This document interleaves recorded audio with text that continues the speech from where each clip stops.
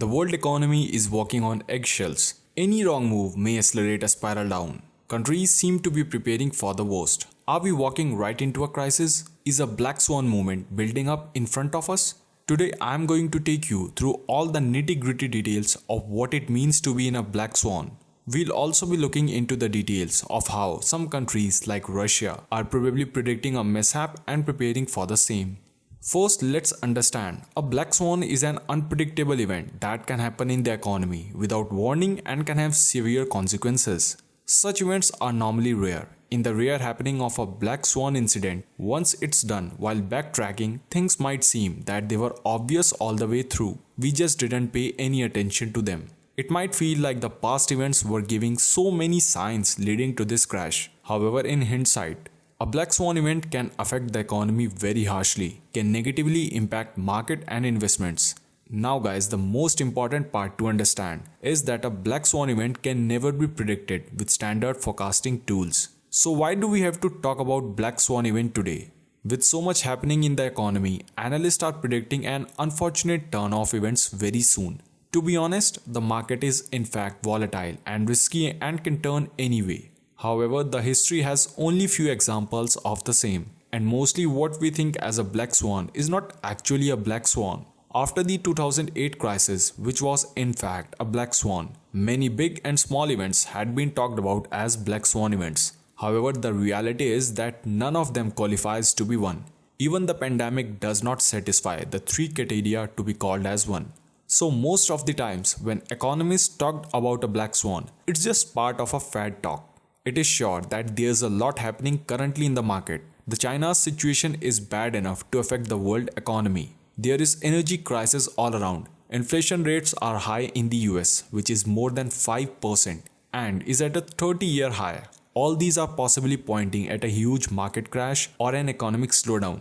But we can't definitely say that these might be leading to a black swan event. It was in 2007. The term was first coined by Nassim Nicholas Taleb, a Wall Street trader. He had very few examples to define this. The major one was the dot-com bubble of 2001, also known as the internet bubble or the tech bubble.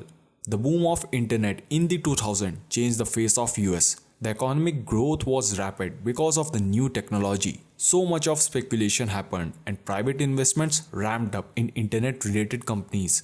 As the technology was still in its initial stages, all of the stock market bubble which happened was not based on real market traction. The market index rose up to 400% in 2002 and fell abruptly, losing all the gains. This was number 1, unpredictable, number 2, had catastrophic effects on the market, and number 3, it felt predictable when we backtracked.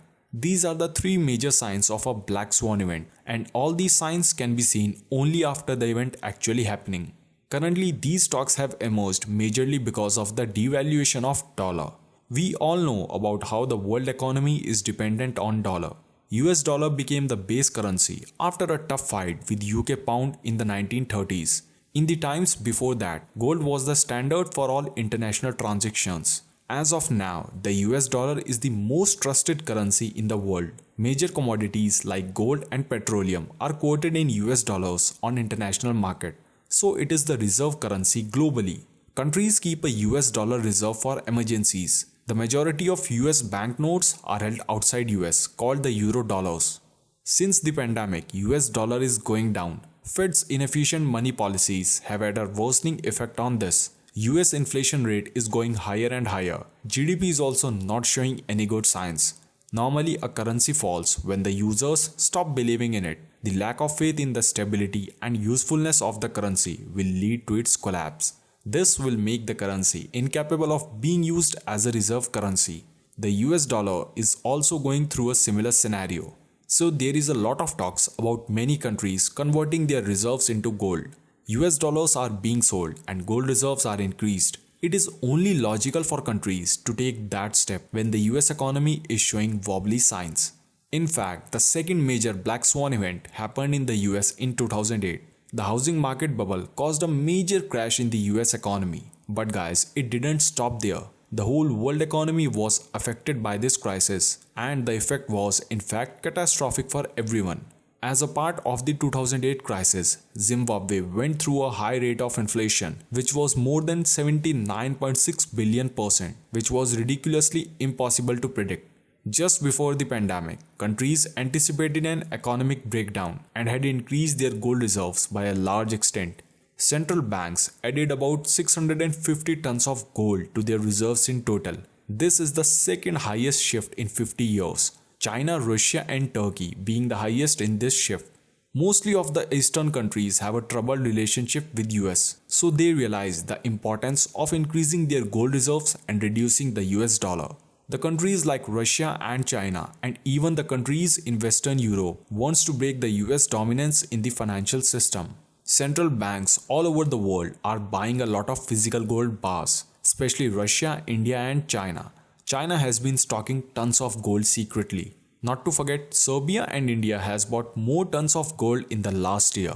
US has been using their powerful weapon, the currency, in everything from economic sanctions to trade threats. Russia is the one who seems to have an accurate plan against this. They have been trying in all levels to reduce their dependence on US dollars for years now.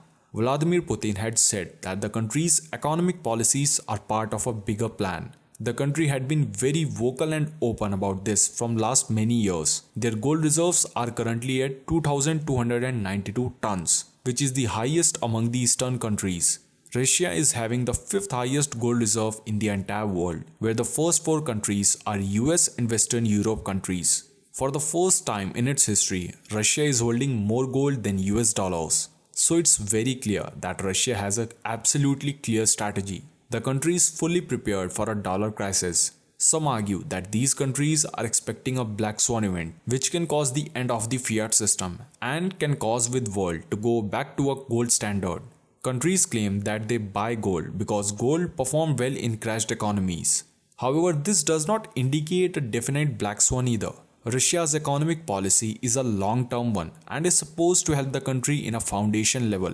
This can be defined as a precaution towards a black swan movement. Also, the US dollar is not the only official reserve currency for the world.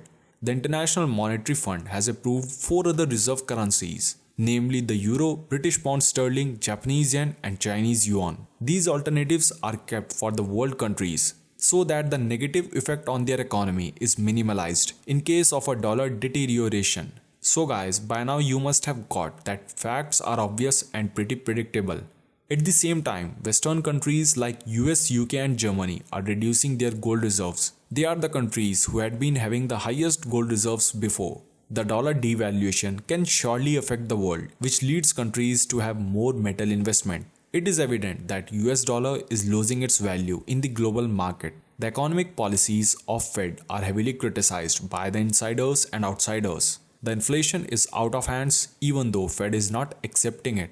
The energy crisis all over the world is going to affect the supply chains. The China's housing bubble crash will have an impact. Now the question is, can all these converge to a black swan event? Maybe, maybe not. But in any case, having gold reserves is good for any country as it will be a saving grace at a crashing market or at high recession. And now guys, if you want to understand how Evergrande recently dodged its default and why China's economy is crashing, then jump on this video immediately.